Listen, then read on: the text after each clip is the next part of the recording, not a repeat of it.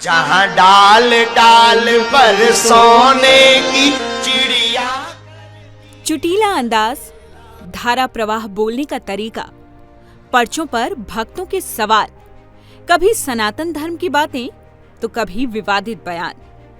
आप समझ ही गए होंगे, बात हो रही है बागेश्वर धाम के धीरेन्द्र कृष्ण शास्त्री की।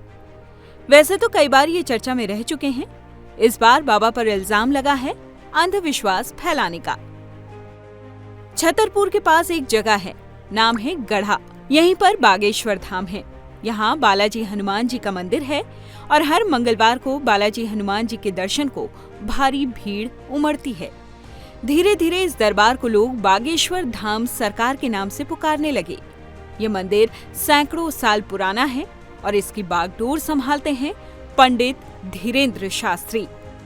इनसे जुड़े विवादों की खबरें तो आप खूब देख और सुन चुके होंगे, लेकिन आज हम आपको बताएंगे पंडित धीरेन्द्र शास्त्री की पूरी कहानी। खजुराहो के मंदिर से लगभग 35 किलोमीटर दूर एक गांव है, नाम है गढ़ा। इसी गांव में राम कृपाल और सरोज के घर 1996 में धीरेन्द्र शास्त्री का जन्म हुआ। बचपन में स्कूल जाने को धीरेन्द्र निकलते जरूर, लेकिन पहुंचते मंदिर। धोती कुर्ता उनका पसंदीदा पोशाक था। परिवार बेहद गरीब था और कई बार मांग कर खाना खाता था। धीरेन्द्र शास्त्री की वेबसाइट के मुताबिक उनका बचपन बेहद तंगहाली में गुजरा। कर्मकांडी परिवार था। पूजा पाठ में जो दक्षिणा मिल जाती, उसी से 5 लोगों का परिवार चलता।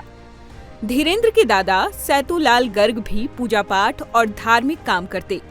दादा से पंडिताई के गुण धीरेन्द्र शास्त्री ने सीखे और कम उम्र से ही पंडिताई करने लगे। एक बार तो अज्ञातवास के लिए भी चले गए।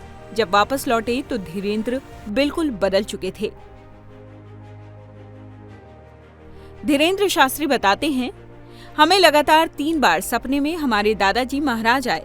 हमसे अज्ञातवास पर जाने के लिए कहा। तब हम जानते नहीं थे कि अज्ञातवास होता क्या है।